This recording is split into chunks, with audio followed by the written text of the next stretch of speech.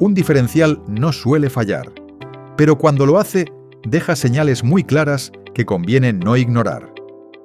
Los primeros avisos casi siempre son ruidos, zumbidos al acelerar, quejidos constantes o un golpe seco al iniciar la marcha y suelen indicar desgaste.